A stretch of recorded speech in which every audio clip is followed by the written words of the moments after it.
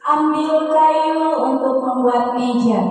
Kayu disatukan dengan paku. Sebelum kegiatan hari ini dibuka, saya ucapkan salam terlebih dahulu. Assalamualaikum warahmatullahi wabarakatuh. Pertama-tama mari kita bersyukur atas rahmat Allah Subhanahu wa Ta'ala yang telah memungkinkan kita untuk hadir dalam kegiatan diseminasi budaya positif oleh CGP Angkatan 11 Kabupaten Serdang Bedagai di SMP Negeri 1 Pantai Cermin. Pada hari ini Kamis 22 Agustus 2024. Selamat pagi dan salam sejahtera untuk kita semua. Yang terhormat Ibu Kepala Sekolah SMP Negeri 1 Pantai Cermin, Ibu Sahara Ardani SPD MPD.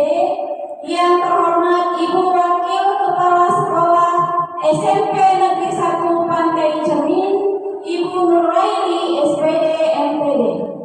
Dan yang kami hormati seluruh rekan-rekan guru SMP Negeri 1 Pantai Cermin.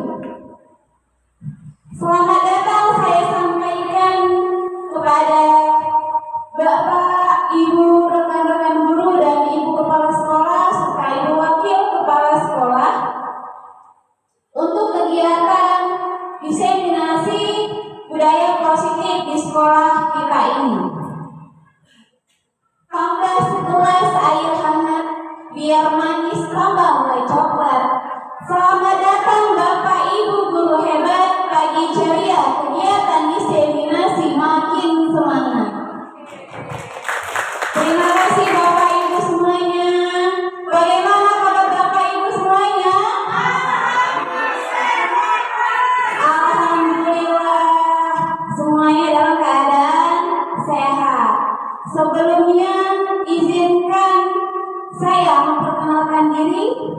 Saya Siti Sabani yang akan membantu acara diseminasi pada kesempatan pagi hari ini, dan perkenalkan pula CGP Angkatan 11 yang akan berbagi paparan materi tentang diseminasi budaya positif di sekolah pada hari ini. Salah satu anggota atau calon guru penggerak Angkatan 11 ada Ibu Feni Marisa Penjung SPD, dan saya juga selain moderator sekaligus salah satu juga CGP Angkatan 11 di SMP Negeri 1 Pantai Cermin. Mohon izin Bapak Ibu untuk membacakan susunan kegiatan diseminasi budaya positif hari ini. Pertama, pembukaan dari saya sendiri selaku moderator. Yang kedua, doa. Ketiga, kata sambutan dari Ibu Kepala Sekolah atau Ibu Wakil Kepala Sekolah SMP Negeri 1 Pantai Cermin. Acara keempat yaitu acara inti, paparan materi dari CGP Angkatan 11. Yang kelima, penutup. Baik Bapak Ibu guru hebat semua, langsung saja kita awali acara ini dengan doa yang akan dipimpin oleh Bapak Salaman SPD. Kepada Bapak dipersilakan dengan segala hormat.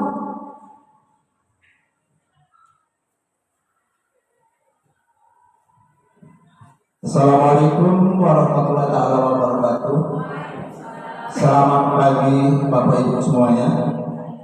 Mari sama-sama kita untuk mendapatkan berkah dan ridho Allah Subhanahu wa Ta'ala atas kegiatan ini. Sama-sama kita berdoa, dan untuk doanya ini akan saya pimpin, saya bawakan menurut ajaran Islam. Astagfirullahaladzim, Astagfirullahaladzim, Astagfirullahaladzim, alladzi la ilaha illa huwal hayyul qayyum wa atubu ilaih.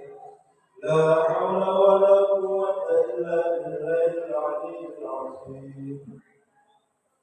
أعوذ بالله من الشيطان الرجيم بسم الله الرحمن الرحيم الحمد لله رب العالمين والصلاة والسلام على أشرف الأنبياء والمرسلين سيدنا محمد نبي الأمي وعلى آله وأصحابه رسول الله أجمعين آمين يا الله آمين يا رحمن آمين يا رحيم آمين يا مجيب السائلين يا رب العالمين اللهم صل على سيدنا محمد صلاة تنجينا بها من جميع الأحوال والآفات وتغفرنا بها من جميع السيئات وترفعنا بها عندك أعلى الدرجات وتبلغنا بها أقصى الحياة من جميع الخيرات في الحياة وبعد الممات آمين يا الله آمين يا قاضي الحاجات يا مجيب السائلين يا رب العالمين اللهم إنا نسألك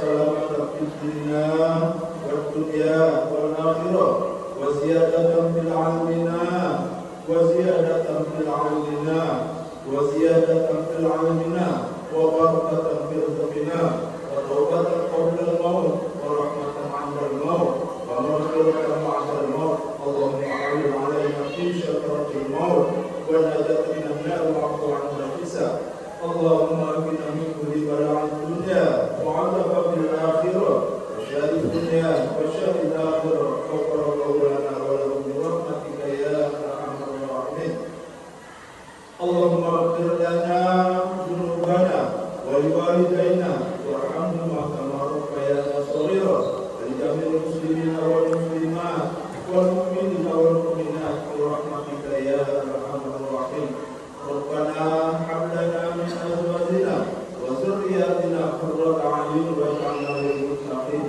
اماما ربنا تقبل منا انك انت السميع العليم وتب علينا يا الله انك انت التواب الرحيم ya Allah ya Rabb pada hari ini kami seluruh keluarga SMP Bersatu Hati ya Allah melakukan kegiatan diseminasi budaya positif SMP Bersatu Hati ya Allah.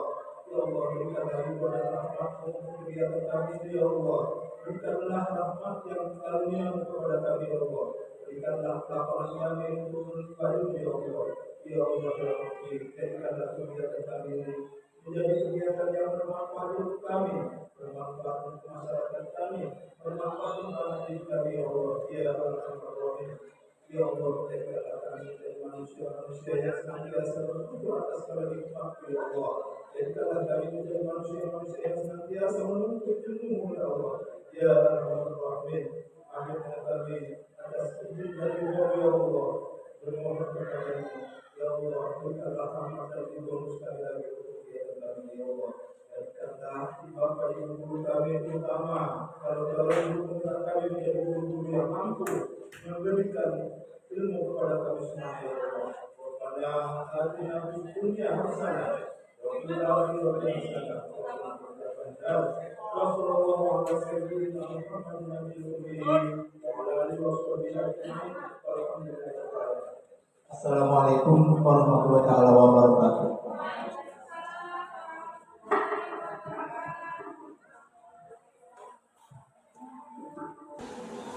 Terima kasih kepada Bapak Salaman yang telah memimpin doa kegiatan hari ini.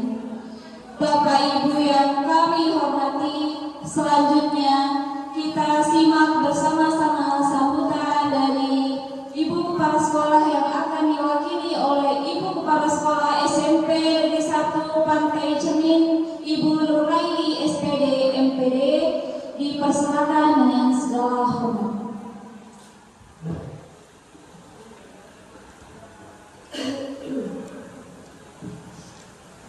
Karena tadi dibuka oleh pantun, jadi saya juga berpantun ya. Talam bukan sembarang talam, talam di bawah sirana darat. Salam bukan sembarang salam, salam pembuka disampaikan kepada saudara. Assalamualaikum warahmatullahi wabarakatuh. Ya, selamat pagi dan salam sejahtera Bapak Ibu sekalian. Yang saya hormati Ibu Kepala SMP Desa Jakarta Cermin yang saat ini masih dalam perjalanan. Yang saya hormati Ibu CGP Angkatan 11, yaitu Ibu Peri Marisa Tanjung dan Ibu Siti Sabani. Dan yang saya hormati Bapak Ibu sekalian yang hadir diundang untuk ikut menyaksikan bagaimana nanti diseminasi yang akan disampaikan oleh Ibu Guru CGP kita. Puji syukur kita panjatkan kehadiran Allah Subhanahu wa Ta'ala, Tuhan yang Maha Kuasa. Sampai saat ini kita masih diberi nikmat kesehatan, sehingga kita dapat berkumpul di ruangan yang berbahagia ini dalam rangka aksi nyata diseminasi budaya positif yang dilaksanakan oleh CGP Angkatan 11. Ya, terima kasih juga kepada Ibu berdua, Ibu CGP yang telah bersusah payah untuk melaksanakan kegiatan ini. Bapak Ibu sekalian, kegiatan ini adalah salah satu dari program CGP, di mana di sini nanti akan ada penilaian dan termasuk daripada syarat untuk kelulusan CGP Angkatan 11. Jadi untuk itu, marilah sama-sama kita mendukung program ini, ya. Nah, jadi dengan ikutnya Ibu di dalam ruangan ini berarti sudah mendukung kegiatan.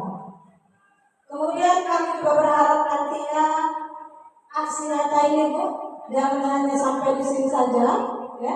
Ada nanti implementasinya, terutama budaya positif di sekolah kita, ya, terutama di kelas-kelas ini yang terus dilaksanakan, Bu, karena sudah termasuk aksi nyata, ya, sesuai dengan PMN. Dan juga modulnya mengenai hal ini juga saya harapkan semua guru sudah bisa menyelesaikannya sesuai dengan perintah daripada Ibu Kepala Sekolah kita. Kemudian kami juga berterima kasih kepada Ibu Bapak CGP ya, sudah lulus angkatan 5, yaitu Ibu Siska Marleni dan Bapak Satrujan. Nah, jadi angkatan 5 dan angkatan 11 Bu, yang sudah lulus. Jadi saya harapkan Bapak Ibu berikutnya ikutilah CGP berikutnya, ini ada angkatan 12, ya, ikuti saja. Walaupun belum lulus, dicoba. Mungkin rezekinya nanti di angkatan 12. Ya, itu banyak keuntungannya, Bu. Banyak ilmu yang kita dapatkan di situ. Bisa diterapkan kepada murid dan untuk diri kita sendiri. Cuma ada pesan saya, Bapak Ibu CGP. Selama ini yang saya dengar, guru-guru penggerak tersebut banyak kegiatan di luar, ya, apalagi pengajar praktek. Itu banyak tersita waktunya di luar, sehingga anak murid kita dilalaikan belajarnya. Jadi kami harapkan nanti kepada Ibu berdua, setelah lulus, pandai-pandailah mengatur waktu, ya. Jangan kita istilahnya hanya untuk diri kita sendiri, Bu, ya. Kita terapkan di sekolah kita, sehingga sekolah kita ini makin hebat, ya. Semakin banyak guru penggeraknya, semakin hebatlah kita. Karena kita adalah sekolah penggerak, ya Bapak Ibu yang baru, kita adalah sekolah penggerak angkatan kedua. Jadi bersyukur kita sudah lulus menjadi sekolah penggerak dan banyak program-program yang sudah kita laksanakan. Saya rasa itu saja dari saya. Mari kita ikuti dan kita laksanakan diseminasi ini sampai selesai. Mudah-mudahan berjalan lancar dan nantinya bermanfaat bagi kita semua. Terima kasih. Assalamualaikum warahmatullahi wabarakatuh.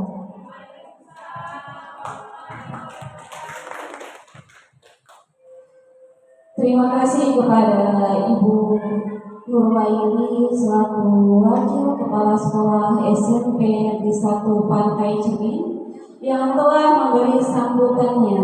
Terima kasih untuk dukungan kepada kami, Bu, dan terima kasih juga atas sarana dan prasarananya yang membantu kami dalam kegiatan calon guru penggerak angkatan 11 ini.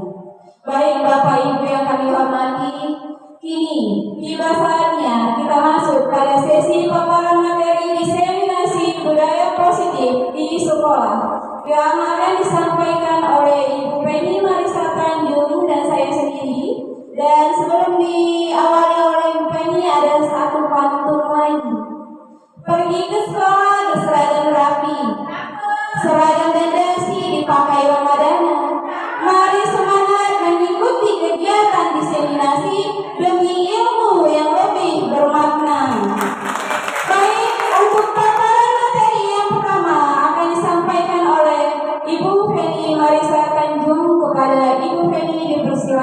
yang segala hormat.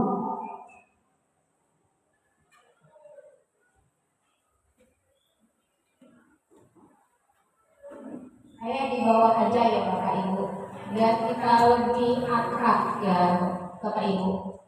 Iya, sebelumnya terima kasih Ibu Siti Sabani atas waktunya. Ya, di sini saya ingin mengucapkan terima kasih kepada Ibu Nurlaili MPD yang telah mewakili Ibu Kepala Sekolah yang mungkin masih dalam perjalanan kemari ya Ibu. Ya, terima kasih telah memberikan dukungan kepada kami, dukungan penuh kepada kami calon guru penggerak ini di sekolah kita ini ya Bapak Ibu. Ya, Assalamualaikum warahmatullahi wabarakatuh.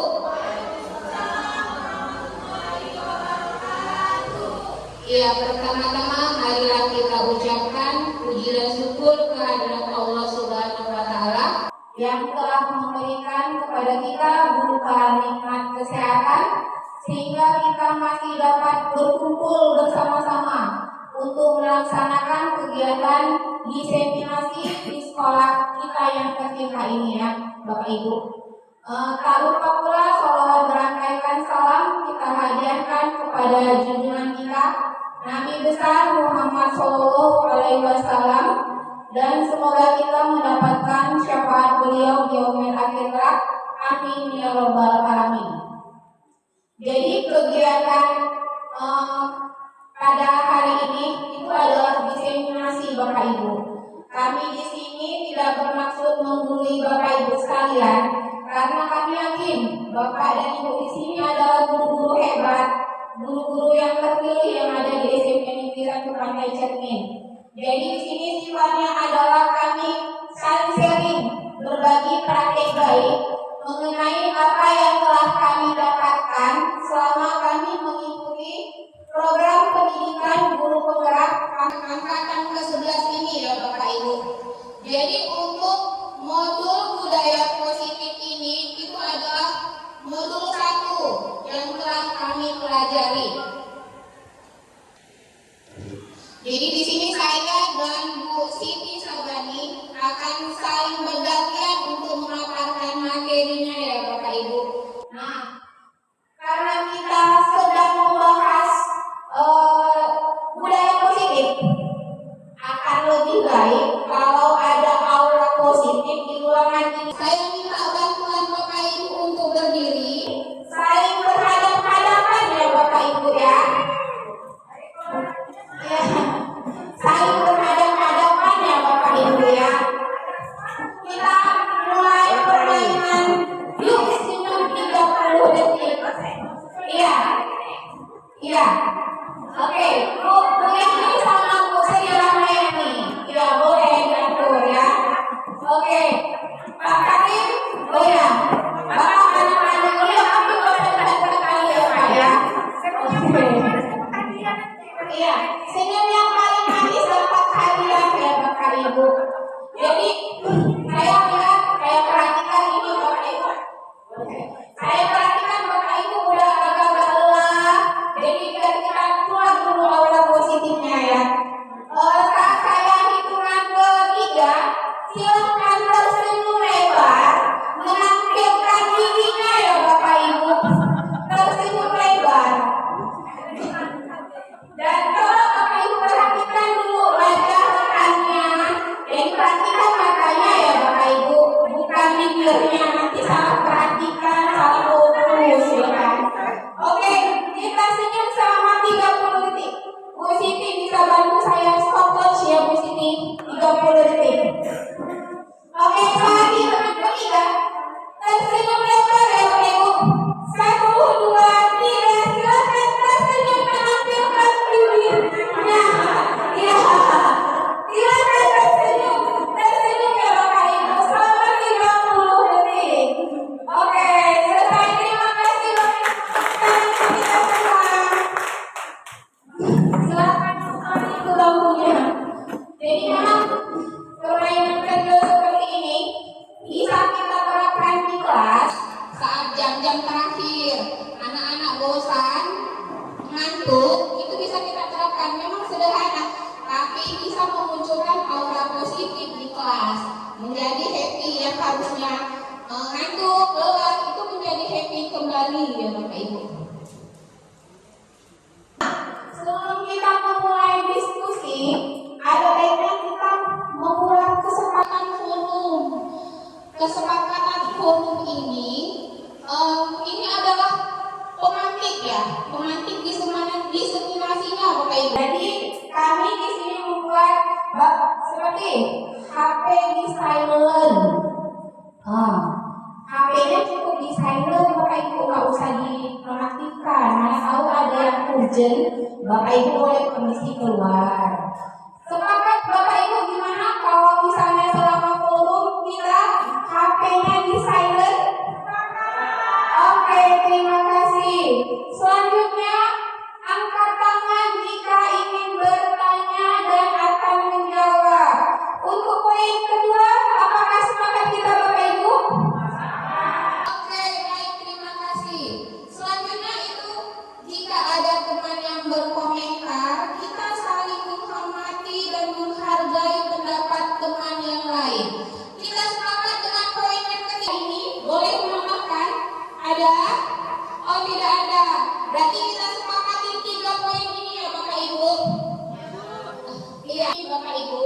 Sebagai seorang guru yang baik dan bijak, itu kita harus mampu mewujudkan budaya positif di lingkungan sekolah ataupun lingkungan kelas kita. Jadi kami dituntut untuk mengemas pembelajaran kami 3 minggu, mengemas secara efektif dan bisa menampilkannya kepada Bapak Ibu dengan durasi lebih kurang 2 jam. Bayangkan Bapak Ibu ya, berarti banyak pengetahuan yang akan didapatkan dari modul budaya positif.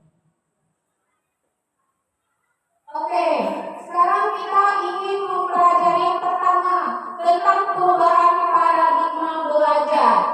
Nah, saya punya pertanyaan pemantik nih Bapak Ibu. Pertanyaan pemantik yang pertama. Menurut Bapak Ibu, kira-kira apakah hukuman dapat mendisiplinkan anak?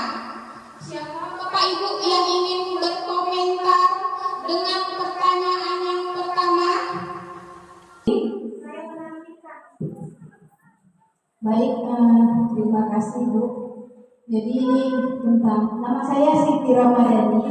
Ini di pertanyaan 1, hukuman dapat mendisiplinkan anak. Menurut saya Bapak ya, tidak semua anak tapi ada beberapa anak yang ketika kita menerapkan disiplin pada dia tidak mesti dengan hukuman, tapi kita membimbing, memberi pengarahan.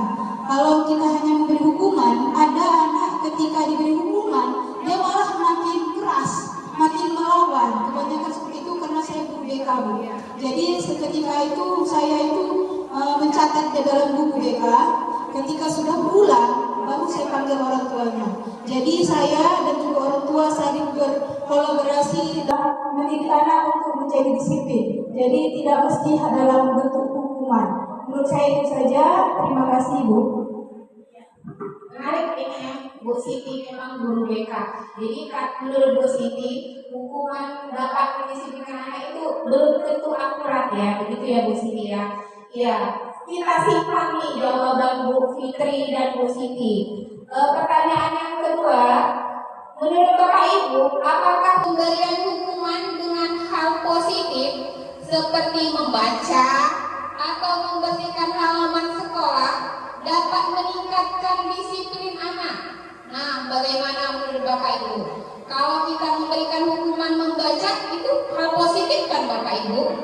Positif. Kalau juga membersihkan halaman sekolah, positif nggak Bapak Ibu? Positif. Oke.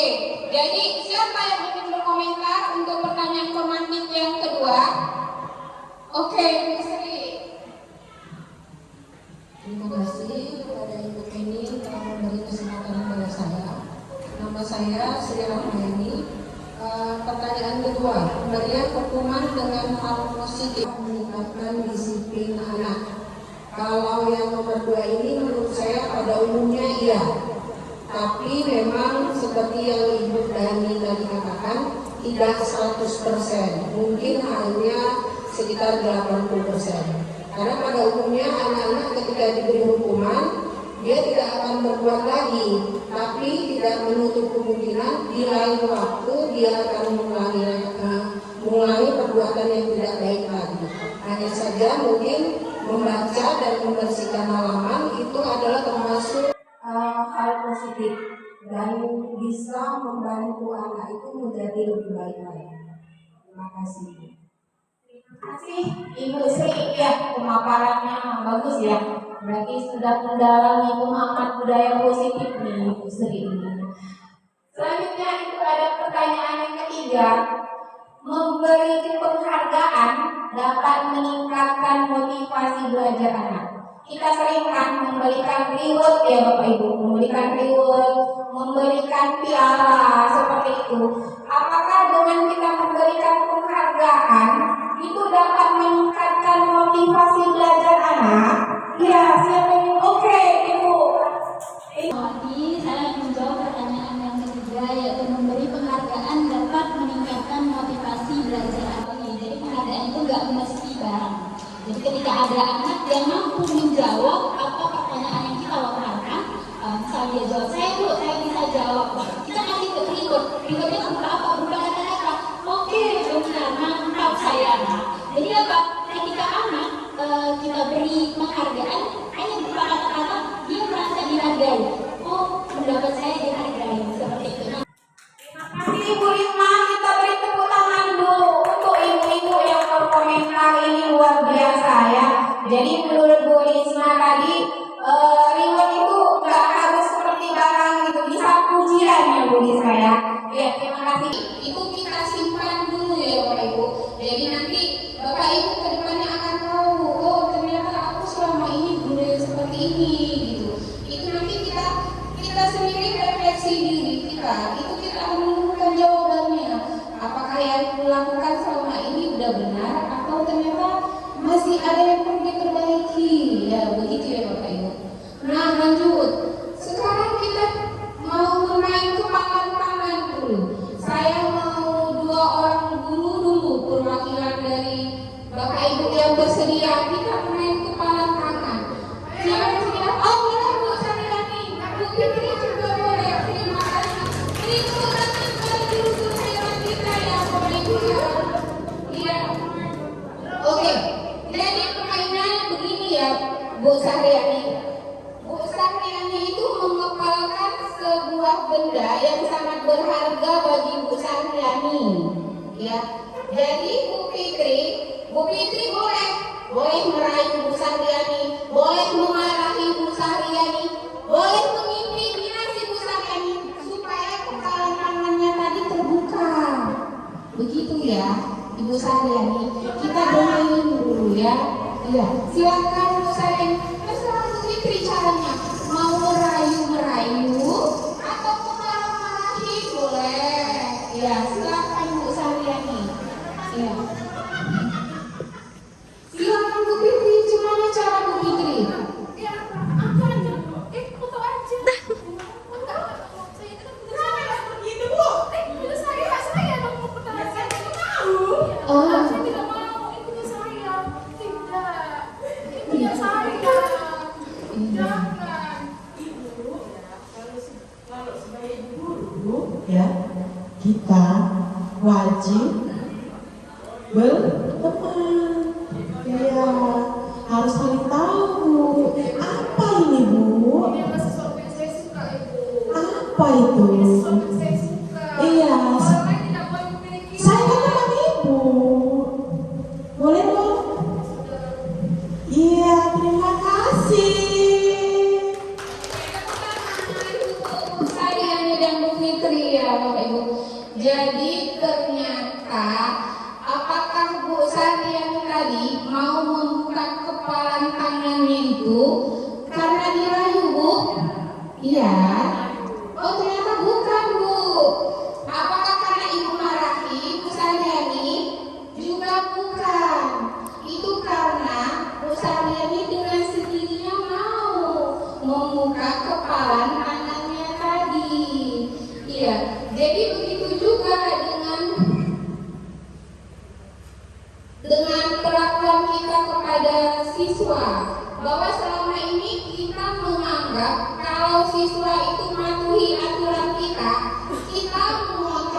siswa.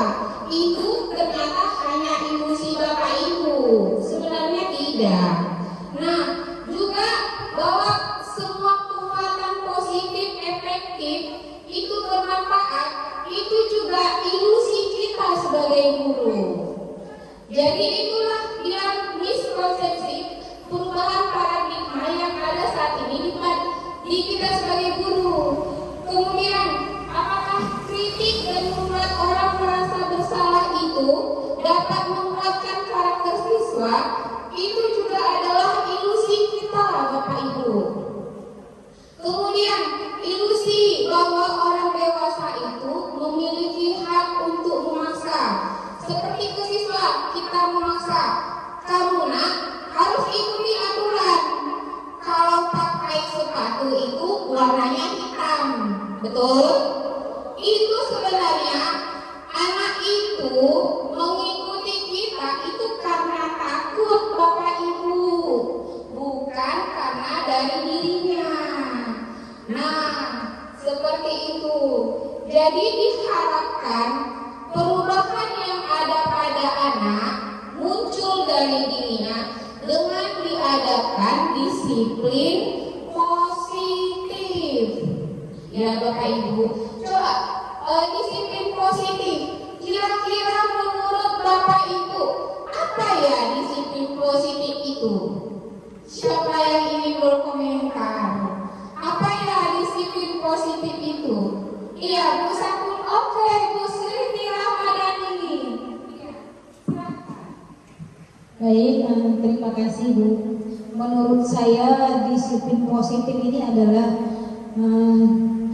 mampu mengontrol dirinya menjadi orang yang lebih baik tanpa ada rasa takut terhadap sesuatu atau tanpa ada rasa iming-iming atau hadiah dari sesuatu. Jadi disiplin positif ini karena ada kemauan diri, bukan karena paksaan, karena takut atau karena hadiah. Itulah menurut saya. Ya itu aja Bu, terima kasih. Oke, terima kasih. Beri aplaus yang luar biasa untuk Bu Siti ya. Iya benar sekali ya Bu Siti. Kalau sudah ada motivasi dari dalam diri kita, tanpa harus adanya ujian, tanpa hukuman, itu menumbuhkan disiplin positif dalam diri kita. Nah, ini adalah disiplin positif, yaitu suatu cara penerapan disiplin yang mengajarkan anak bertanggung jawab dan menumbuhkan kesadaran diri berdasarkan nilai-nilai kebajikan yang ada. Nah, disiplin positif lebih ke arah disiplin diri yang dapat mengontrol diri dalam melakukan segala tindakan. Dengan adanya disiplin diri dalam diri murid itu, maka dapat membuat murid menyadari berdasarkan motivasi internalnya tadi, bukan akibat paksaan, pujian, ataupun hukuman. Luar biasa sekali Bu Siti ya. Nah, sekarang ada perubahan paradigma belajar. Seperti kita ketahui, kalau dulu kan kita pakai metode konvensional ya kan Bapak Ibu. Nah, kalau untuk sekarang ini sesuai perkembangan zaman, maka kita juga sebagai guru dituntut untuk lebih inovatif dalam pembelajaran. Pembelajaran seperti apa yang sekarang sesuai dengan kurikulum Merdeka, yaitu pembelajaran yang berdiferensiasi, yang sesuai dengan kebutuhan dan kemampuan siswa. Jadi setiap siswa itu memiliki keunikannya masing-masing, tidak sama. Jadi kita juga sebagai guru, kita harus memilih dan memilah apa ya metode yang cocok untuk anak seperti ini gitu. Karena anak itu bakatnya nggak sama Bapak Ibu. Jadi kita sebagai guru memang harus mengembangkan bagaimana ya pembelajaran itu jadi kreatif, jadi menyenangkan, jadi menarik. Seperti itu ya Bapak Ibu. Semuanya akan bermuara pada profil pelajar Pancasila. Iya, nilai-nilai kebajikan yang ada dalam diri, disiplin diri dalam murid tadi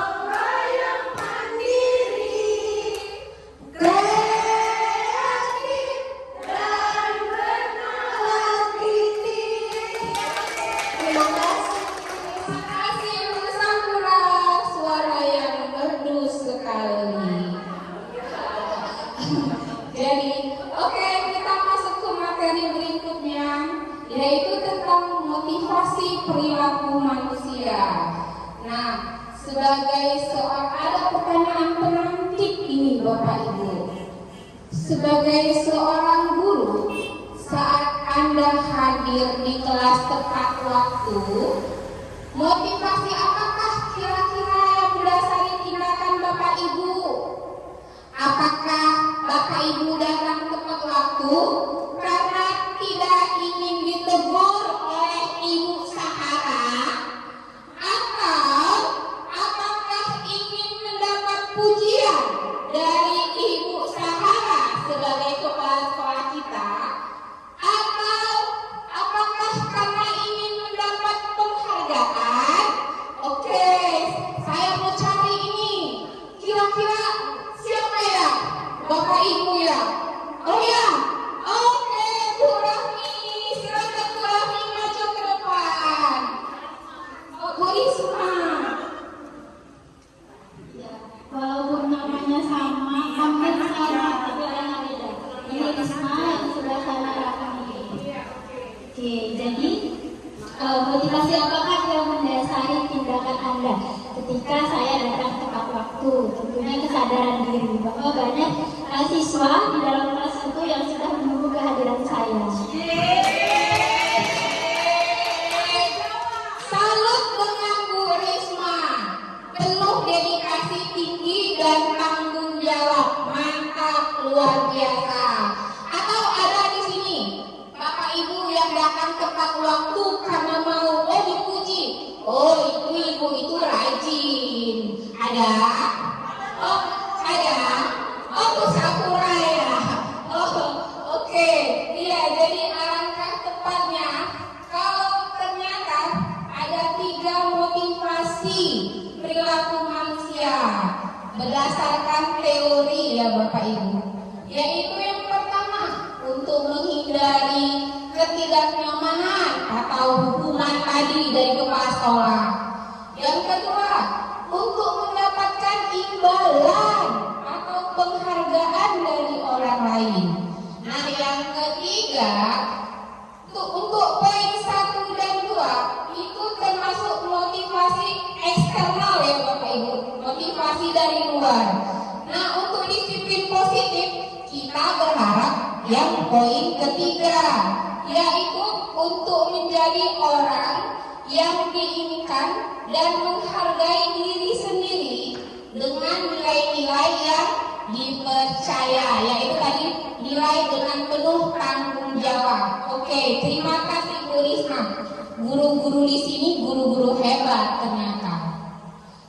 Nah, untuk materi berikutnya kita akan bahas kebutuhan dasar manusia. Kira-kira nih Bapak Ibu, kebutuhan dasar Bapak Ibu itu apa aja?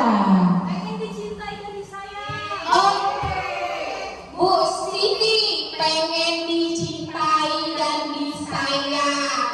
Yang lain, Bu Siska. Oke, terpenuhi segala kebutuhan ekonomi, bertahan hidup itu ya. Dan iya, karena kata Bu Siska, kalau makan cinta nggak bisa Bu Siti. Kita kalau ada yang sayang sama kita itu pasti neraka. Oke, iya, terima kasih. Lanjut, ada lagi Bapak Ibu yang mau berpendapat? Sebenarnya kebutuhan dasar kita itu apa ya? Makan, minum, dan ada rumah yang mewah. Oke, nah sekarang pertanyaan saya nih, Bapak Ibu punya suami di rumah kan? Ibu-ibu punya suami di rumah. Seandainya kebutuhan dasar ibu-ibu tidak terpenuhi, apa yang ibu lakukan? Iya, marah, ngambek, nangis. Oke. Oh, cari gara-gara mencari perhatian. Iya, pinter-pinter. Iya, jadi memang ya kalau kebutuhan dasar kita gagal terpenuhi, pasti kita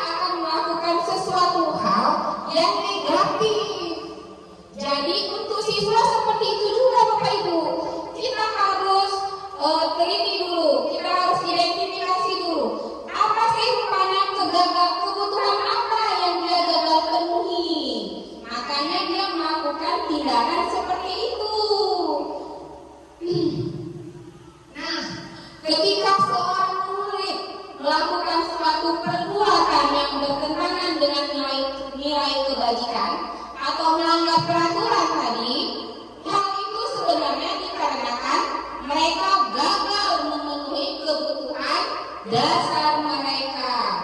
Nah, kebutuhan dasar itu apa? Kebutuhan dasar itu segala sesuatu yang kita lakukan untuk mendapatkan apa yang kita inginkan. Itu adalah kebutuhan dasar. Dan ternyata kebutuhan dasar manusia itu ada 5, Bapak Ibu. Apa aja? Ya, bertahan hidup, kasih sayang, ada lagi kebutuhan penguasaan, ada lagi kebutuhan kebebasan, dan ada juga kesenangan. Ini ternyata kebutuhan dasar yang kita harus pahami, Bapak Ibu.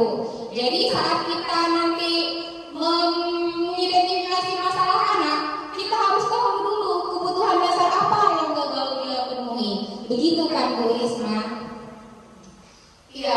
Nah, saya ada studi kasus nih Bapak Ibu. Iya. Saya punya bestie lah yang namanya ya. Ibu Siska, guru wali kelas 92. Sedang bingung menghadapi ulah salah satu murid di kelasnya, namanya Andre. Beberapa anak telah mengeluhkan bahwa Andre seringkali meminta bekal makan siang mereka dengan paksa. Seandainya Bapak Ibu menghadapi situasi seperti Ibu Siska, apa ya yang akan Bapak Ibu lakukan? Nah, menurut Bapak Ibu, kira-kira apa ya alasan Andre melakukan hal itu? Ya, Bu Fitri? Kebutuhan dasar tidak terpenuhi, Bu. Benar, Bu Fitri. Terima kasih, Bu Fitri. Karena kebutuhan dasar dia tidak terpenuhi. Nah, jika yang pertama, jika alasan Andre karena ia lapar nih, berarti kebutuhan dasar yang nggak terpenuhi itu apa? Iya, bertahan hidup. Jadi solusinya bagaimana Bapak Ibu? Jangan dimarahi Bapak Ibu. Kasihan, kan udah dia lapar, dia ingin bertahan hidup. Jadi solusinya bagaimana? Bapak Ibu harus sedikit ikhlas untuk mengeluarkan uang saku untuk dia. Kita bantu, jangan dimarahi. Bisa ya Bapak Ibu? Nah, kalau alasan yang kedua, karena dia merasa senang temannya jadi memperhatikan dia, maka ketika temannya memperhatikan dia dan melaporkan ke wali kelasnya, kemudian wali kelasnya melaporkan sama orang tuanya. Berarti kebutuhan apa yang dia gagal dapatkan? Iya, kasih sayang. Dia kurang kasih sayang. Jadi kalau solusinya gimana kalau ternyata dia kurang kasih sayang? Bapak Ibu bisa letak dia di depan, kursinya letakkan di depan. Dia senang berarti diperhatikan. Bisa jadi. Ataupun diserahkan ke sama Bu Dani. Bu Dani kan suka kali cinta dan kasih sayang. Atau boleh kita serahkan dengan Bu Dani, ya kan? Iya. Nah, kalau karena alasan yang ketiga, dia takut dengan dia dan menuruti keinginannya. Temannya takut nih sama dia, terus harus menuruti keinginannya. Berarti yang kebutuhan dasar yang ingin dia penuhi apa? Kekuasaan. Kira-kira solusinya bagaimana Bapak Ibu? Kita beri dia tanggung jawab sebagai apa? Ketua kelas. Jadi dia merasa aku punya kekuasaan. Boleh? Boleh Bapak Ibu. Kasih dia beban tanggung jawab. Nah, jika alasan keempat, karena Anda merasa bosan dengan bekal makanan yang dibawakan ibunya, itu terus. Ibunya membawa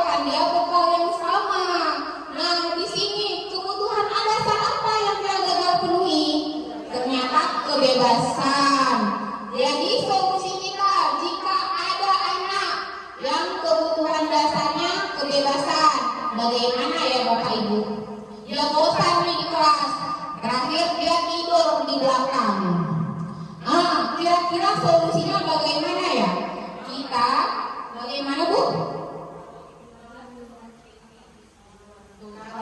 Kalau di kelas suasana bosan kita buat ice breaking, atau kalau misalnya masalah bosan dia dengan bekal bisa kita buat change dengan temannya ya bekal. Iya, terima kasih Ibu Fani, luar biasa. Jadi kalau di kelas temukan seperti ini permasalahannya, kebutuhan dasarnya itu kebebasan yang nggak dipenuhi. Boleh kita buat ice breaking biar nggak bosan.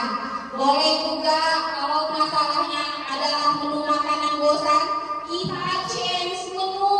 Boleh. Ya, beri applause dulu dengan Ibu Fani. Terima kasih.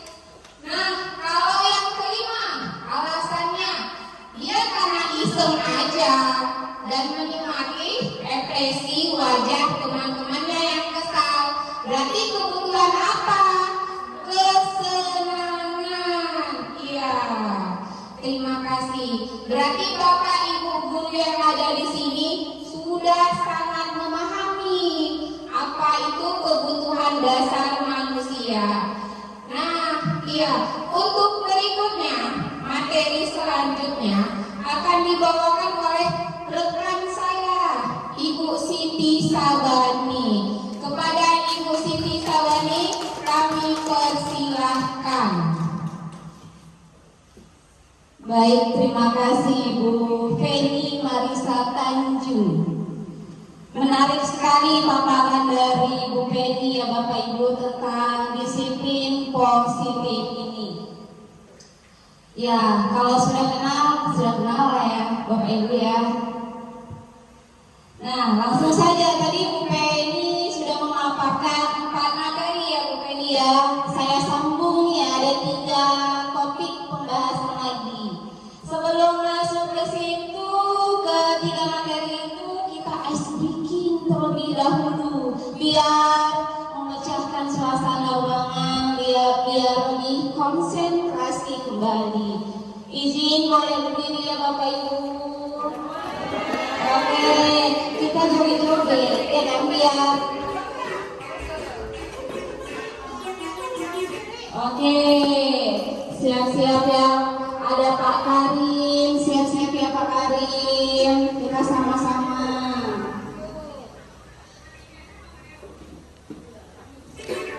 Oke, tangannya boleh dilambai-lambaikan Bapak Ibu. Putar dan berputar, tangan diputar-putar. Putar-putar, tambah lutut. Ayo semuanya Bapak Ibu. Tangan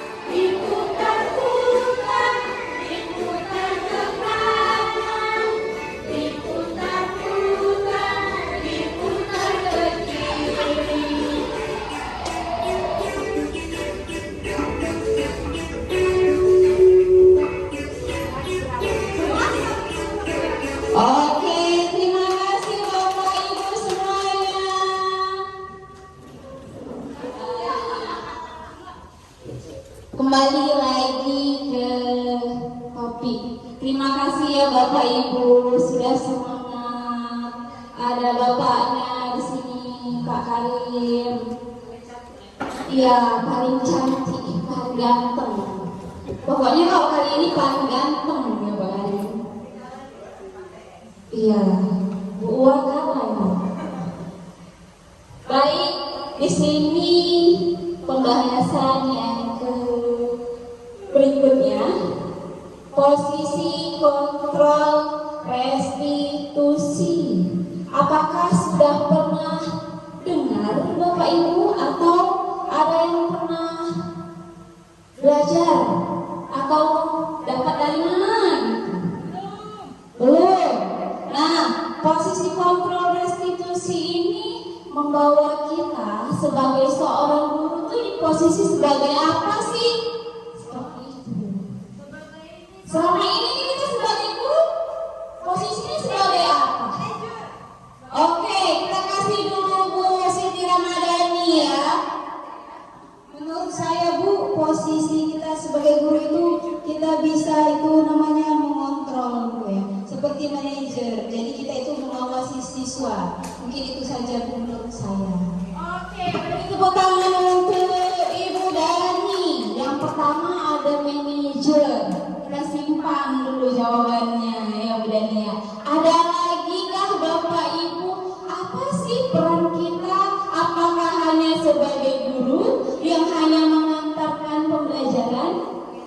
Oke, Ibu Siska, kepada Ibu Siska. Terkadang guru itu bagi muridnya sebagai teman. Benar. Oke, terima kasih Bu Siska. Beri tepuk tangan boleh Bapak Ibu. Menurut Bu Siska tadi, guru juga bisa sebagai teman posisinya. Mungkin tidak selamanya kita hanya memberi hukuman ya Bu. Terkadang kalau dia salah mungkin ayolah nak, lakukan itu demi ibu loh gitu. Bu Sapura biasanya sering menjadi teman bagi anak-anaknya ini. Ayolah nak, kasihanlah sama ibu. Nah itu kita udah sebagai posisi sebagai teman begitu. Ada lagi Bapak Ibu? Oke, Ibu Hertika silakan sebagai pemantau Ibu. Seperti melihat tumbuh kembangannya seperti apa, kontrol dirinya seperti apa, dari emosi kepintarannya juga bisa dilihat. Kita sebagai pemantau. Oke, tepuk tangan untuk Ibu Helika. Terima kasih Bapak Ibu guru di sini ternyata hebat-hebat semuanya. Benar, kita sebagai guru bisa juga sebagai pemantau terkadang begitu. Coba kita lihat ya Bapak Ibu. Nah, ada 5 ternyata posisi kontrol restitusi ini. Dari kelima ini Bapak Ibu, posisi kita nih yang paling sering posisi mana?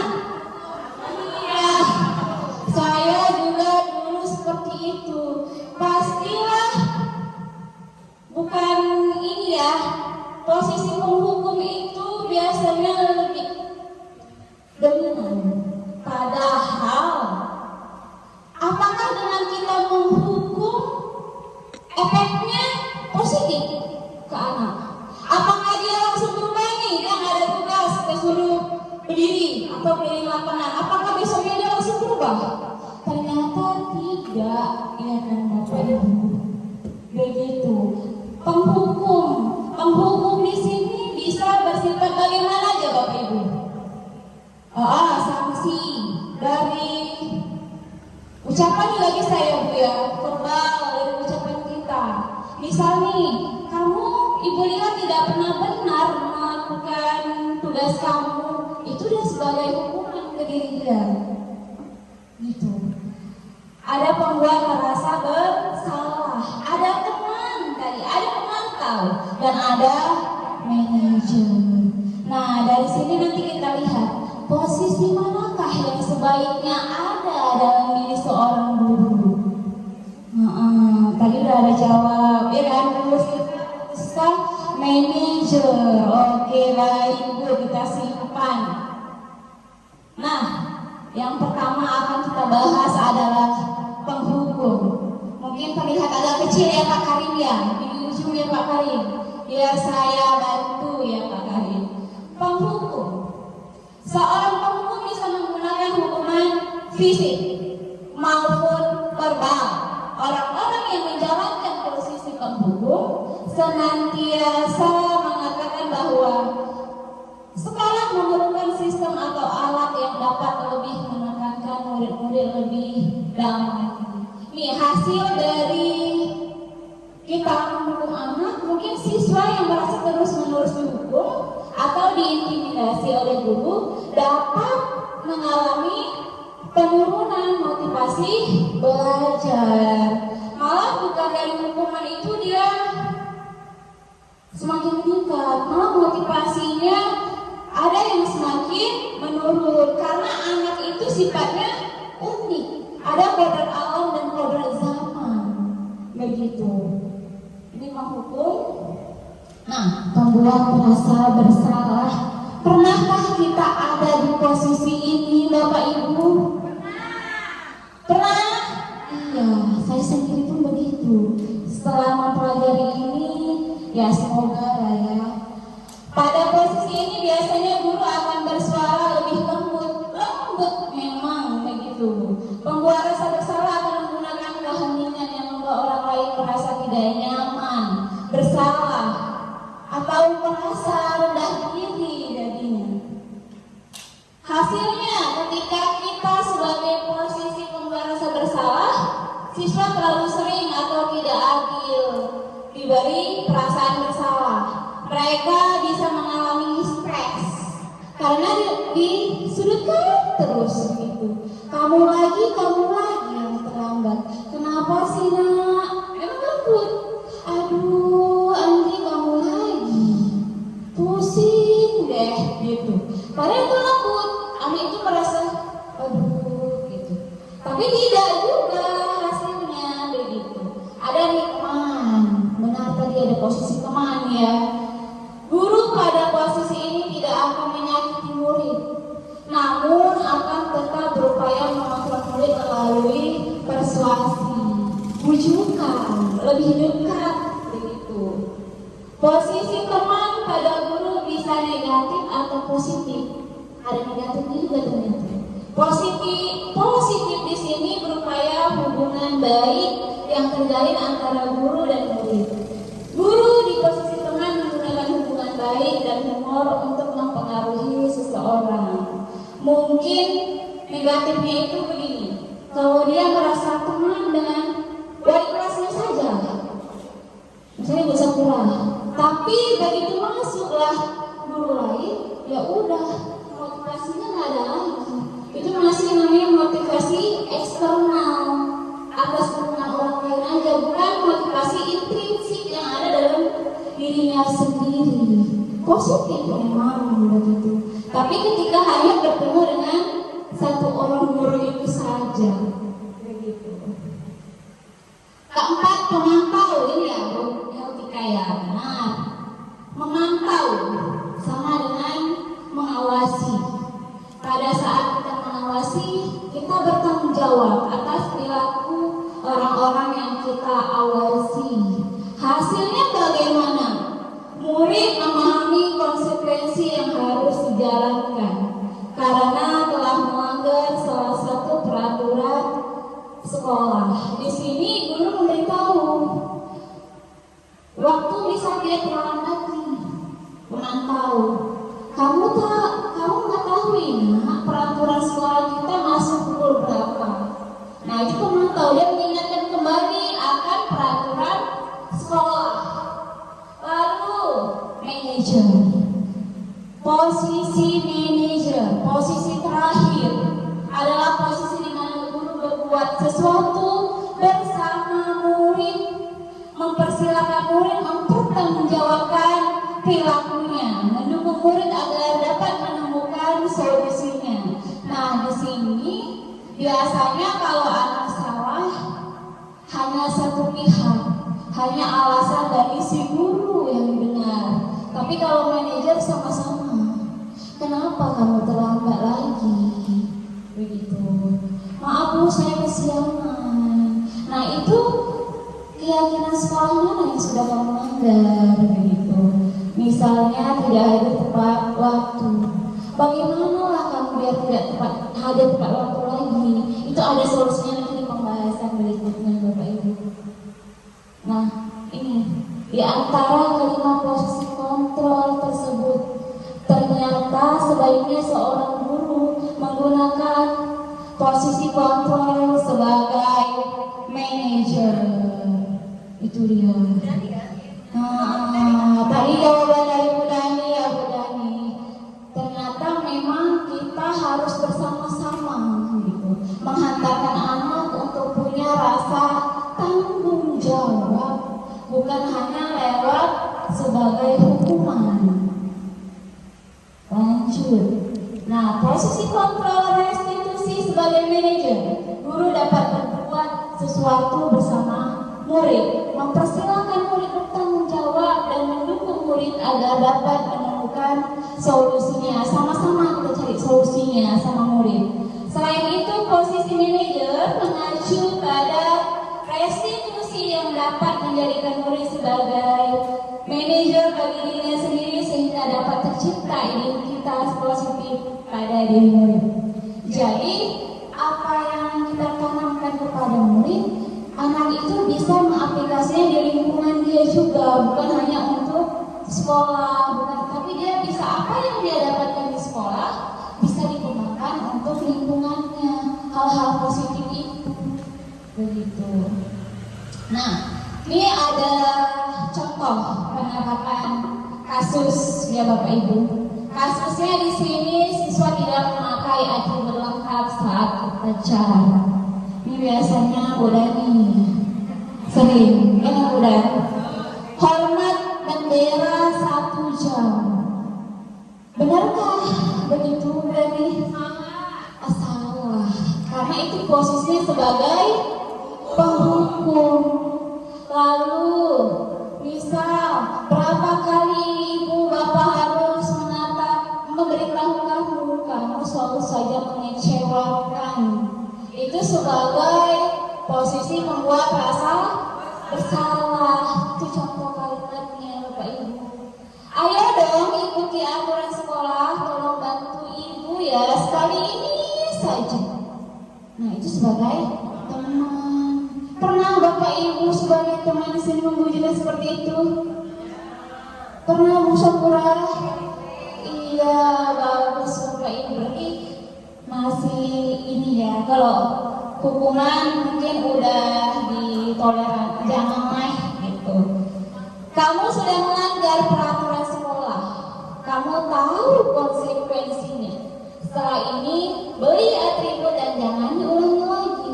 Nah itu pemantau yang melihat apa aturan yang ada di sekolah begitu. Lalu apa kamu tahu kesalahanmu?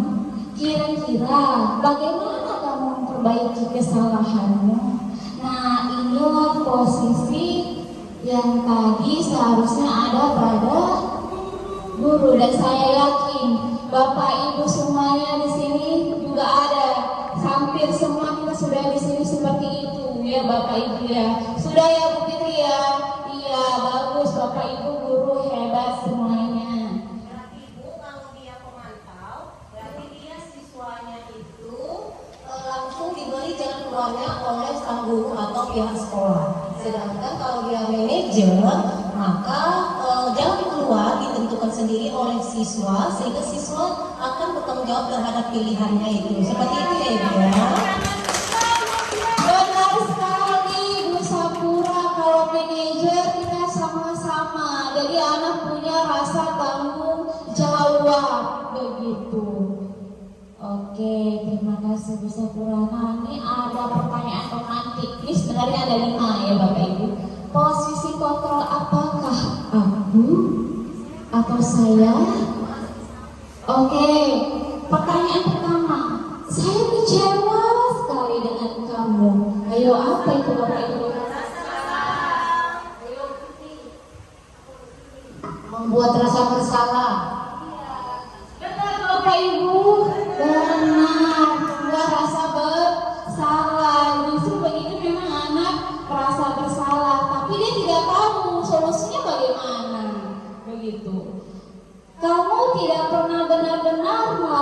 melakukannya. Apa nih? Ya, kamu tidak pernah benar melakukannya. Apa Bu Sisi? Sebagai penghukum dari kalimat ini ya Bapak Ibu itu berupa verbal, ya kan Bu? Apa rencanamu untuk menyelesaikan masalah ini? Iya manajer, betul, mantap Bapak Ibu. Ayolah lakukan ini demi ibu atau bapak. Oke teman, kamu tidak pernah mendapat nilai jika tidak mengerjakan tugas sebagai konsekuensinya. Iya atau mungkin terlihatlah dari sini bedanya ya Bapak Ibu.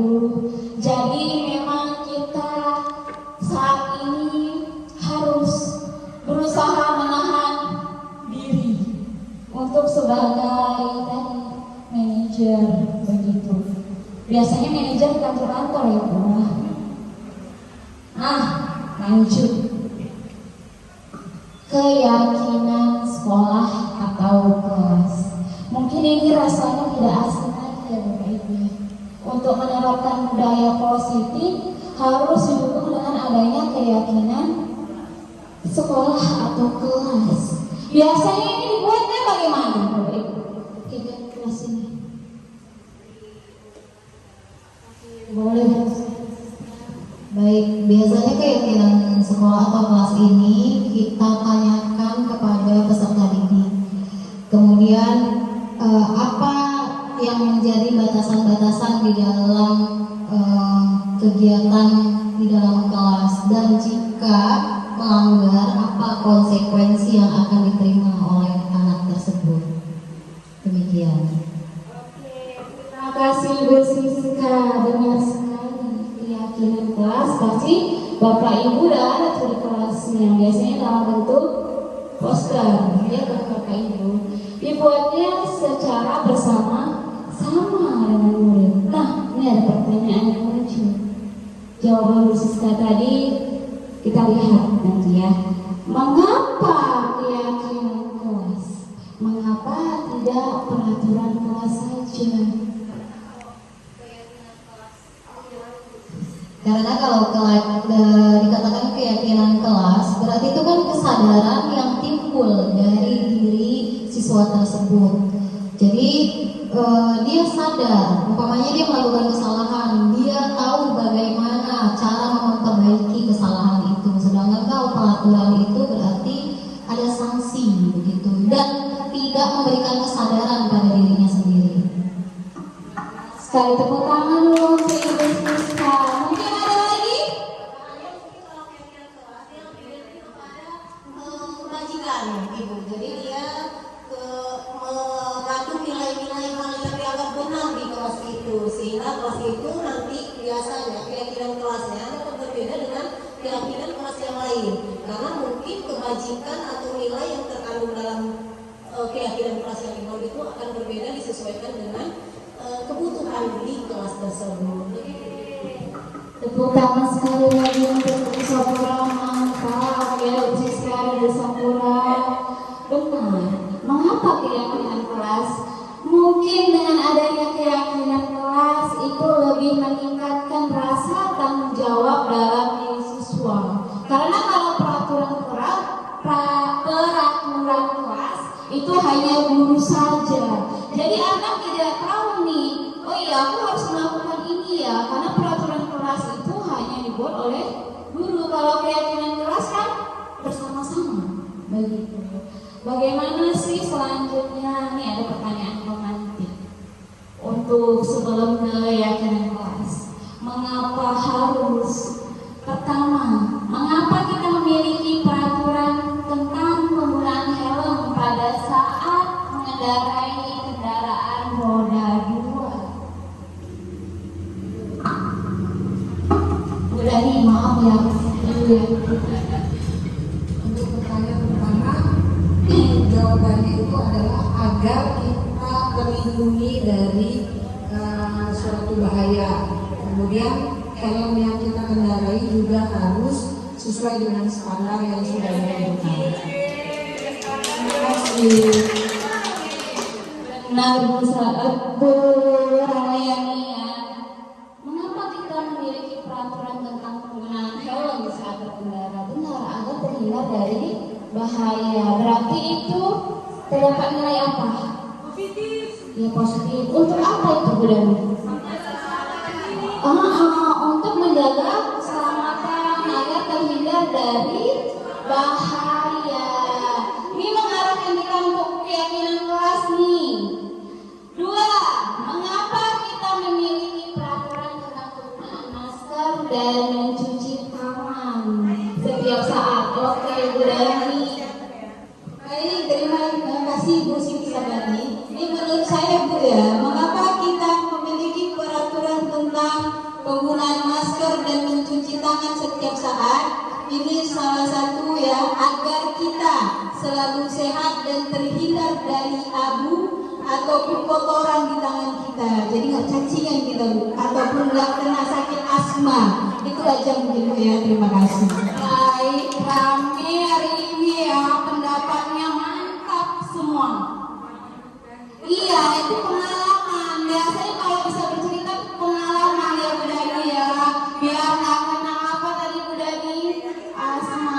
Berarti ini pernah ya, Bu Dani ya?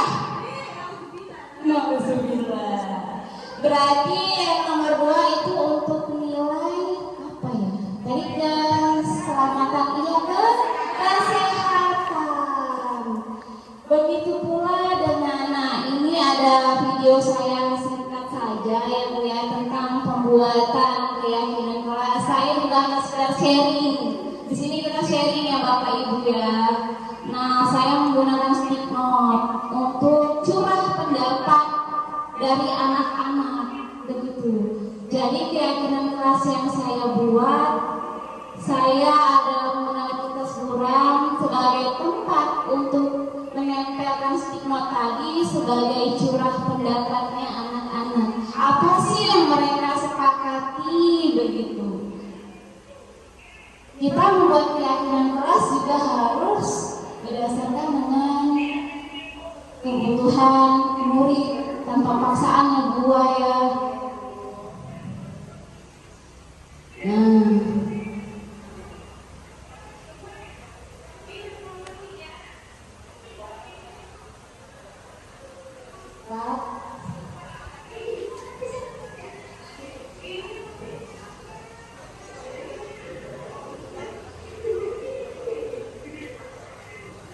Oke, ini setiap kelompok nih, tapi masing-masing siswa menuliskan. Suaranya nggak ada ya? Cepat ya.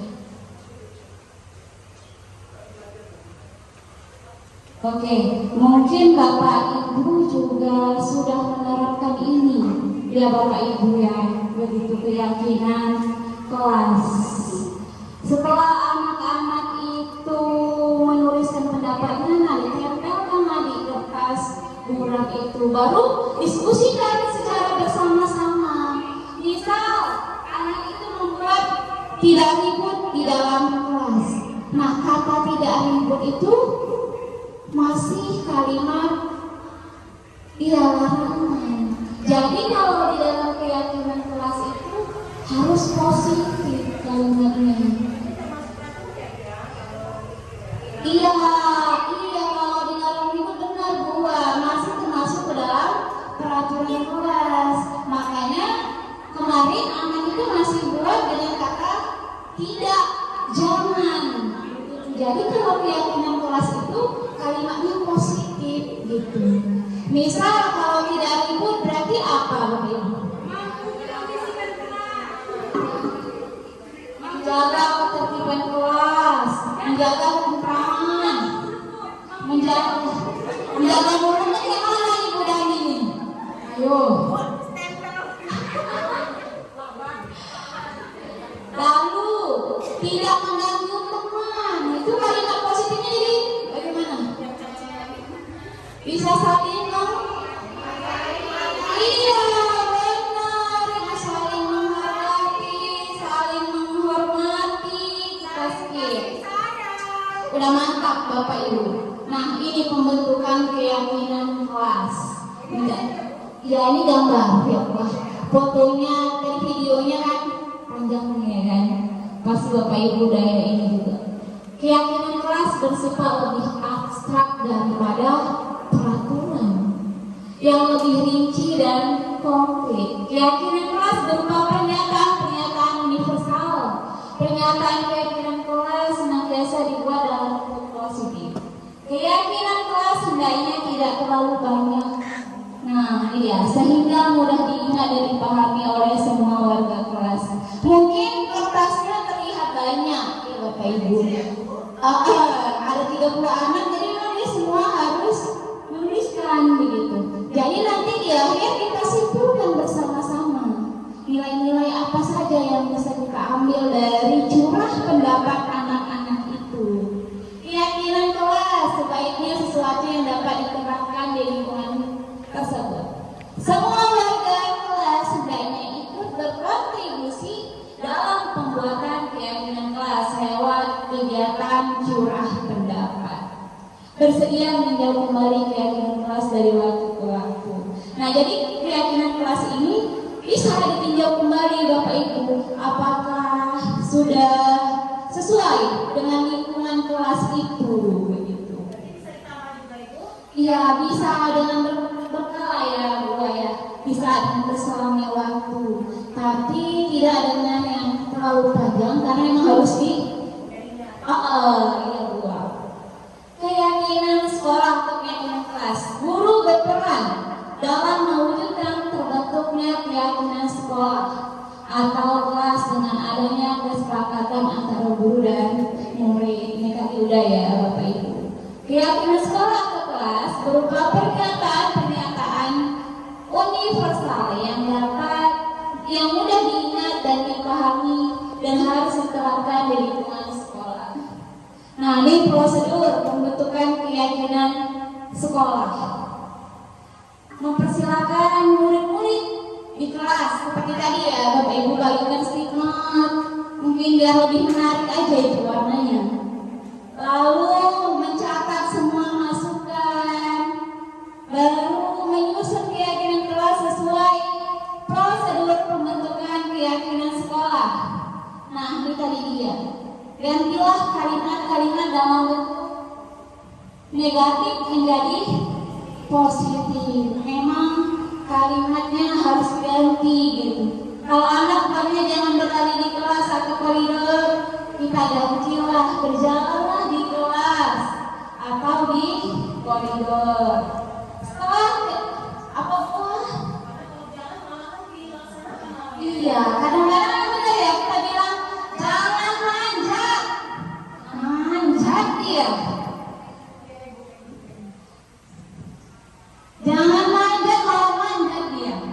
Setelah keyakinan sekolah kelas selesai dibuat, maka semua warga kelas dipersilakan meninjau ulang. Bisa kita tinjau ulang Bapak Ibu.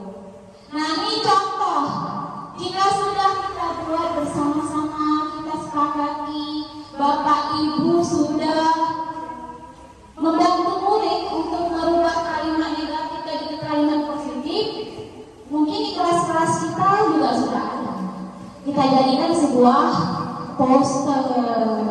Ini dia, hadir tepat waktu, mengucapkan salam sebelum dan sesudah pelajaran, berdoa sebelum dan sesudah pelajaran, melaksanakan tugas tepat waktu, membuang sampah pada tempatnya, meminta izin saat keluar ruangan, dan melaksanakan 5S. Kalau 5S ini udah kita budayakan di sekolah kita ya dan Bapak Ibu.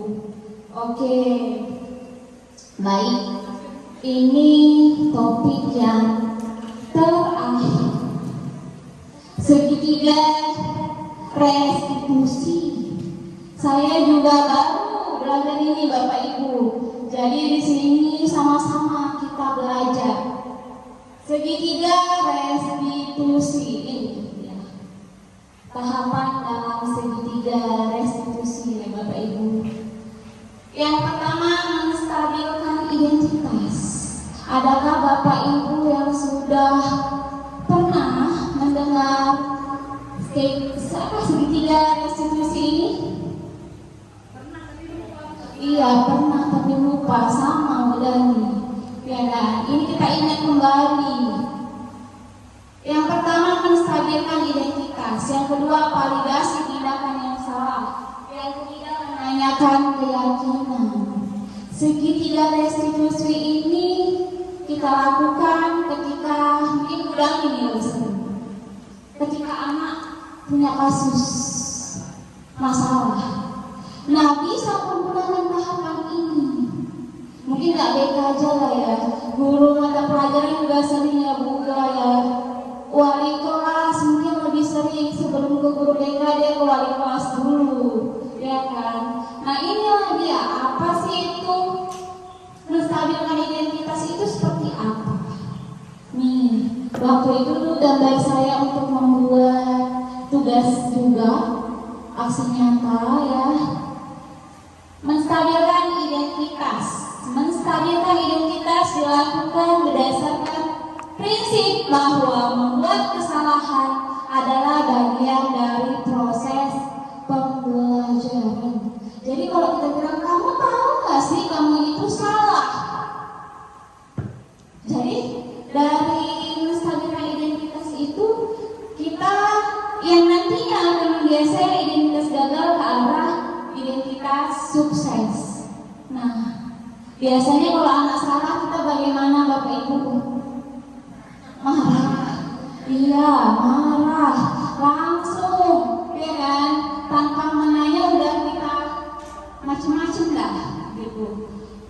Nah, berbuat salah itu hal yang manusiawi. Contoh ada kasus anak telat nih masuk ke kelas setelah jam istirahat. Kamu ya kenapa telat? Biasanya kita langsung gitu ya.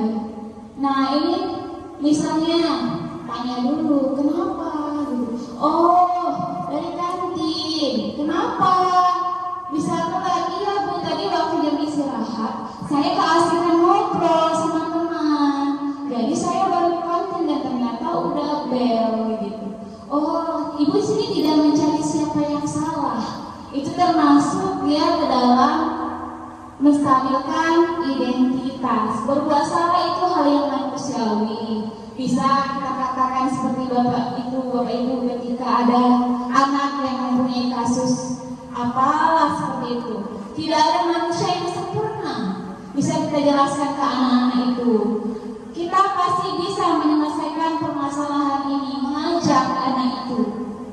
Bapak Ibu tidak tertarik untuk mencari tahu siapa yang benar, siapa yang salah. Bapak Ibu lebih tertarik untuk menyelesaikan masalah. Mungkin Bu Dani udah seperti ini ya Bu Dani ya. Ya Bu Dani ya, sedikit-sedikit. Nanti jadi banyak itu kalau sedikit-sedikit. Iya sama Bu Dani, kita belajar.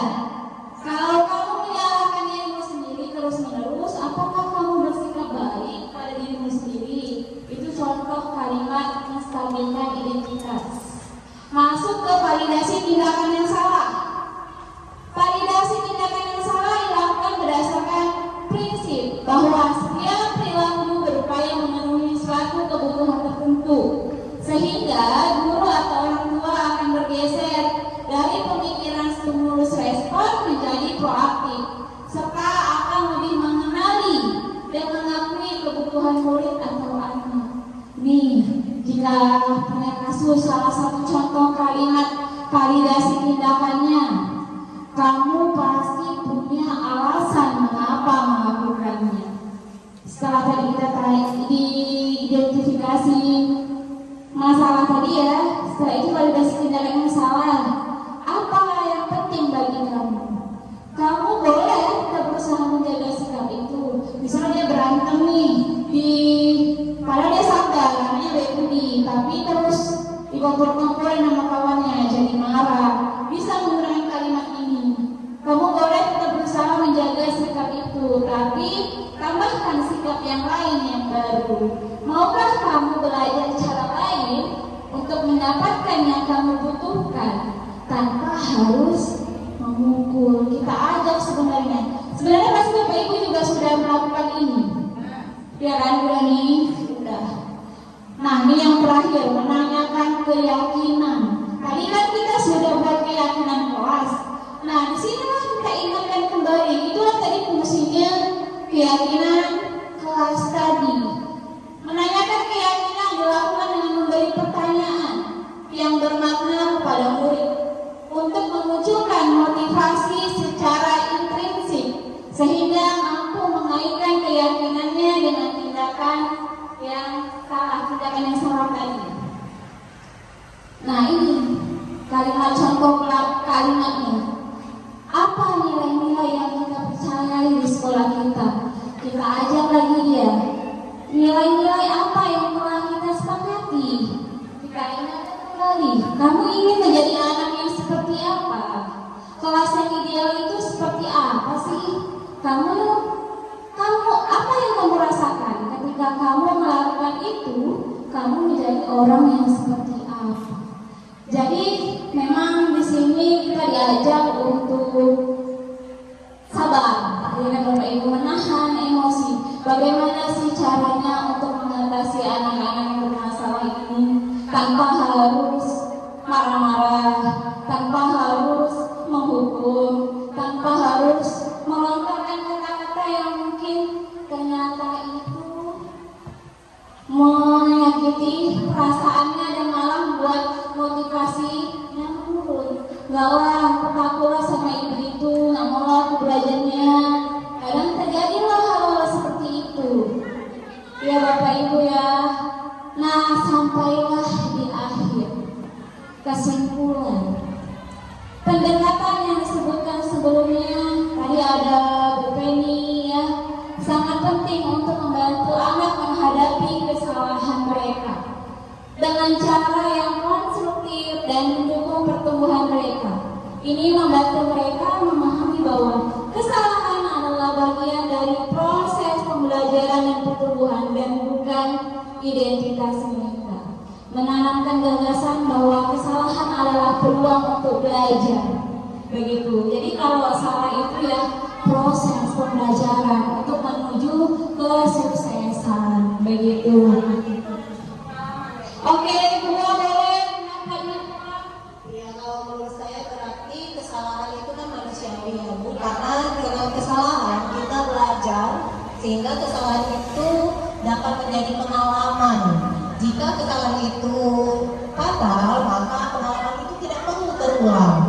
Dan untuk meninggalkan kesalahan itu sebagai guru dan sekaligus manajer seperti yang dikatakan oleh Ibu Dani, maka kita harus memenuhi semua kebutuhan dasar yang dibicarakan oleh Ibu Penny tadi. Jadi menurut saya seperti itu. Baik, ini penutup yang sangat baik dari Bapak Ibu guru ya. Bu boleh bertepuk tangan sekali lagi. Oke, Bu Penny, kita masuk ke sesi tanya jawab ya Bapak Ibu. Sesi tanya jawab. Dari ketujuh topik tadi ada motivasi perilaku, ada kebutuhan dasar manusia, ada segitiga institusi ya Bu Penny ya, ada keyakinan kelas. Nah, dari ketujuh topik itu apakah ada pernyataan, pertanyaan Bapak Ibu?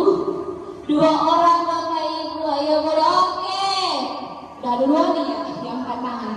Bu Sri terlebih dahulu yang angkat ya Bu Dani. Ya, terima kasih Bu Siti atas kesempatannya. Tadi penjabaran materi yang sudah dijelaskan oleh Ibu Penny dan Ibu Siti sangat luar biasa. Ilmu yang sangat menginspirasi kita semua sebagai Bapak Ibu guru untuk kedepannya lebih baik lagi. Yang ingin saya tanyakan sedikit mengenai yang keyakinan kelas tadi Bu. Di situ kan dinyatakan kalau keyakinan kelas itu merupakan sesuatu yang berawal atau berasal dari dalam diri kita sehingga kita mampu melakukannya dengan penuh tanggung jawab. Yang ingin saya tanyakan, yang pertama, apakah keyakinan kelas itu dibuat pada awal pembelajaran masuk sekolah atau pada saat sudah berlangsung pembelajarannya? Kemudian yang kedua, keyakinan kelas itu kan pada umumnya sudah dilakukan oleh wali kelas dan si siswa itu yang berada di kelas itu sendiri. Nah, kita kan di SMP ini ada beberapa guru mata pelajaran. Apakah kita bisa membuat keyakinan kelas lagi sebagai guru mata pelajaran atau kita ikuti saja yang sudah ada? Terima kasih Bu, itu saja pertanyaan dari saya. Baik, terima kasih kepada Ibu Sri Ramayani. Adakah satu lagi pertanyaan muda tadi? Ya. Oke, kepada Bu Dani dipersilakan. Baik, terima kasih Ibu Bani. Ini mau saya tanyakan tentang disiplin positif yang materi Ibu Beni. Nah, jadi gini Bu Beni, kalau seandainya ada kasus, kata Ibu Beni tadi ada 5 kebutuhan manusia. Nah, jadi saya tanya, kalau seandainya kita menerapkan disiplin positif, kita sudah memenuhi 5 kebutuhan ini tadi, akan tetapi siswa ini masih sulit menerapkan disiplin positif pada dia. Lalu hal apalah yang harus kita lakukan? Masih belum mampu dia mengontrol dirinya. Sementara kita sudah itu mengetahui 5 kebutuhannya. Gimana itu? Itu saja. Baik, terima kasih kepada Bu Dani. Bu Penny mau jawab yang mana? Oke, Ibu duluan.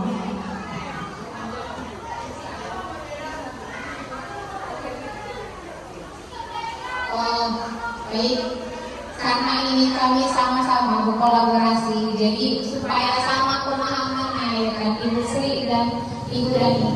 Jadi saya akan menjawab pertanyaan Ibu Sri dan Bu Siti akan menjawab pertanyaan Ibu Dani. Jadi kami change itu untuk mengetahui seberapa pemahaman kami. Jadi bukan karena Bu Siti tadi menjelaskan keyakinan kelas, jadi saya tidak tahu, enggak. Jadi kita sama-sama berkolaborasi. Jadi untuk menjawab pertanyaan Bu Sri, saya mencoba menjawab. Tadi Bu Sri menanyakan yang pertama adalah mengapa keyakinan kelas itu apakah mesti dilakukan di awal pembelajaran, gitu ya Bu Sri? Iya. Jadi untuk membuat keyakinan kelas itu kan Bapak Ibu, kita ya seharusnya saat kita mulai tahun ajaran baru, kita masuk di kelas baru, kita bisa mengajak anak itu untuk membuat kesepakatan kelas. Keyakinan kelas tadi kita lakukan di awal pembelajaran kita masuk, dan untuk selanjutnya itu bisa kita terapkan. Nah, kalau ada perubahan secara berkala, kita bisa ubah sesuai dengan kesepakatan bersama. Begitu kan Bu? Nah, untuk yang kedua pertanyaannya adalah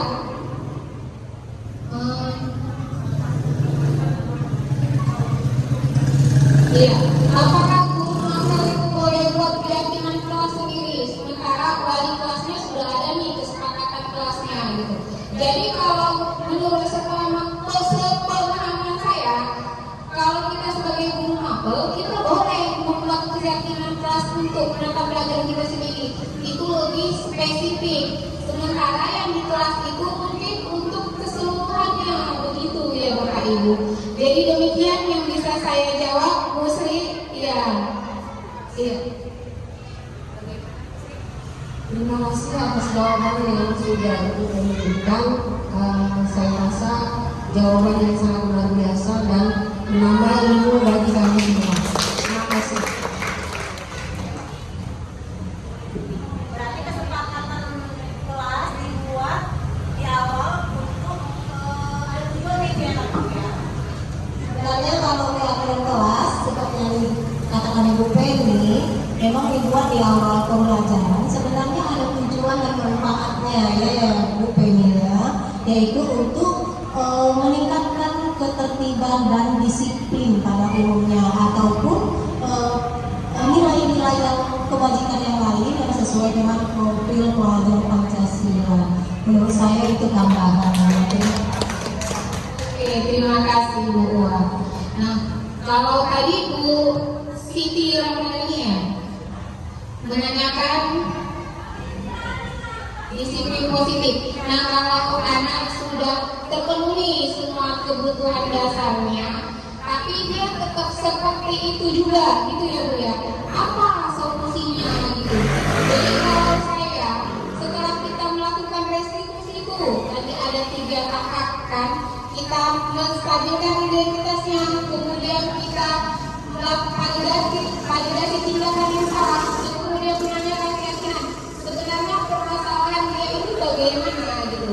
Jadi kita memang sebagai guru harus bijak menyikapinya ya kan. Jangan kita marahi anak itu, karena memang itu kebutuhan dasar dia tidak terpenuhi gitu. Kita rangkul anak itu. Kalau Udani sebagai guru DP mungkin lebih mempunyai ilmu dalam hal psikologi anak ya kan Bu Udani. Jadi bagaimana cara kita kalau anaknya ini udah melakukan seperti ini, ternyata dia masih seperti itu juga. Mungkin kita dari hati ke hati mendekatinya, begitu Bu Udani ya, sampai bisa timbul disiplin diri dalam diri anak tersebut. Itu dari saya. Atau Bu Siti ingin menambahkan? Baik, terima kasih kepada Bu Penny. Itu sudah benar ya Bu Penny ya. Ketika kita sudah menerapkan semuanya ini Bapak Ibu, tapi mungkin itulah anak punya keunikannya masing-masing, kembali lagi kodrat alamnya, ya kan? Jadi kita lah memang sudah dari guru tadi harus lebih memahami, sebenarnya berpihak pada murid ya.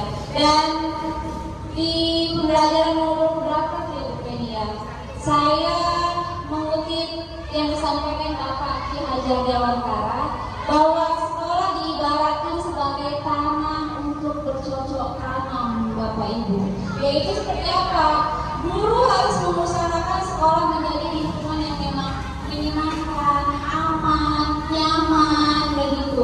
Mungkin kepala sekolah kita juga pernah bilang dulu, kalau bisa anak itu nggak bosan-bosan di sekolah ini. Gimana caranya? Itulah lagi memang tugas kita sebagai guru untuk memahami anak tersebut, untuk merangkul yang kata Bu Penny dari hati ke hati ya Bu Dani ya.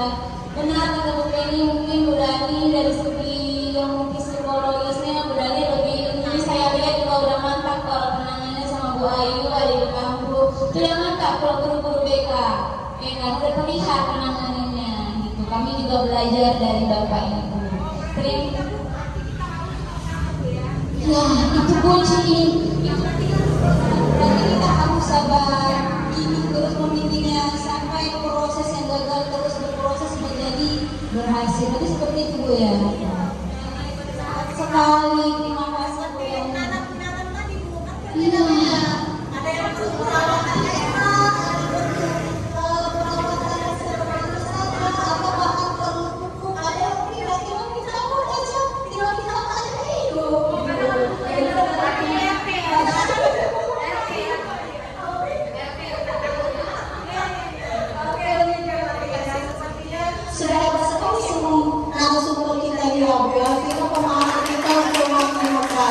terima kasih ya ibu-ibu yang telah memberikan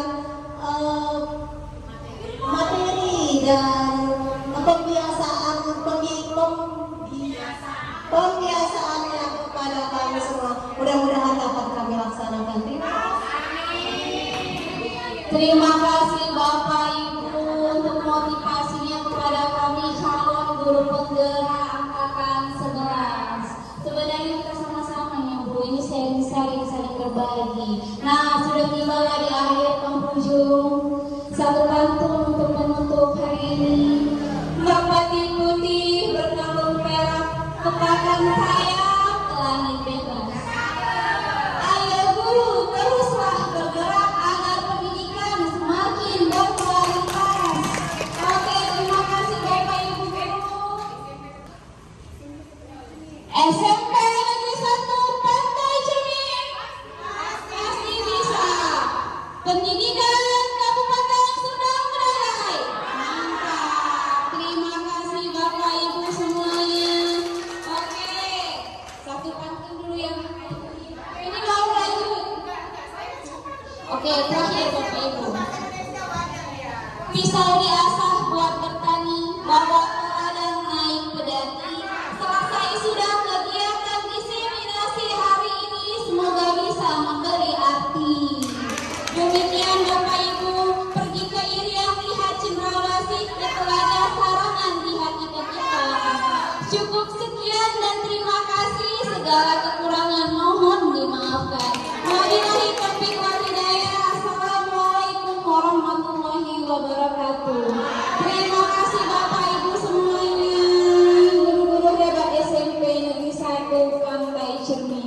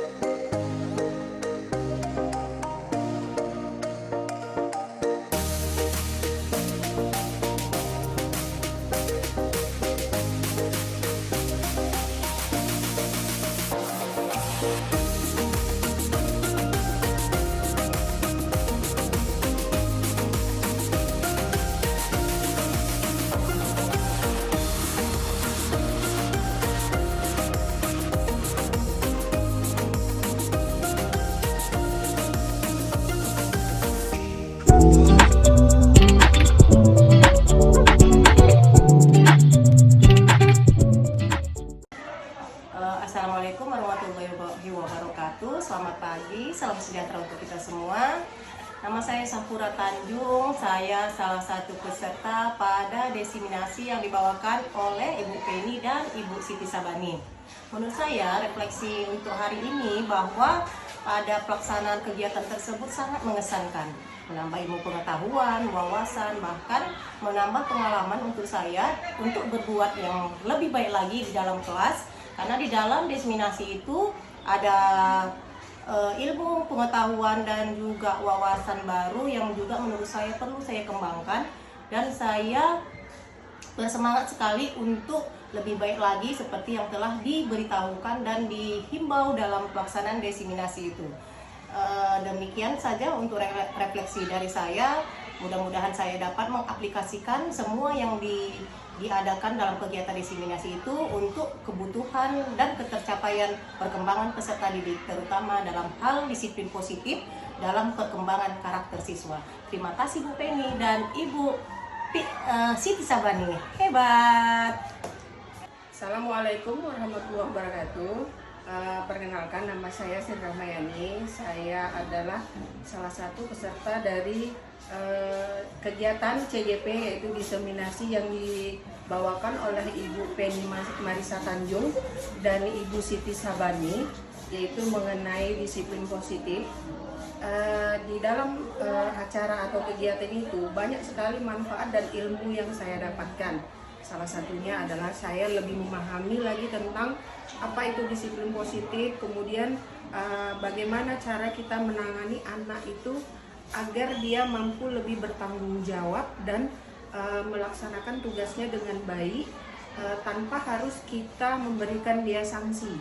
Karena mungkin selama ini kita berpikir bahwa sanksi itu adalah sesuatu yang sudah baik, ternyata itu dari kegiatan yang kami dapatkan, sanksi itu ternyata tidak boleh, tapi lebih kepada restitusi, di mana anak itu keluar dari hatinya sendiri, kemudian dilaksanakan dengan penuh tanggung jawab dan kesadaran, sehingga dia menjadi seorang peserta didik atau murid yang lebih baik, lebih cakap lagi, lebih disiplin, dan lebih belajar dengan baik lagi.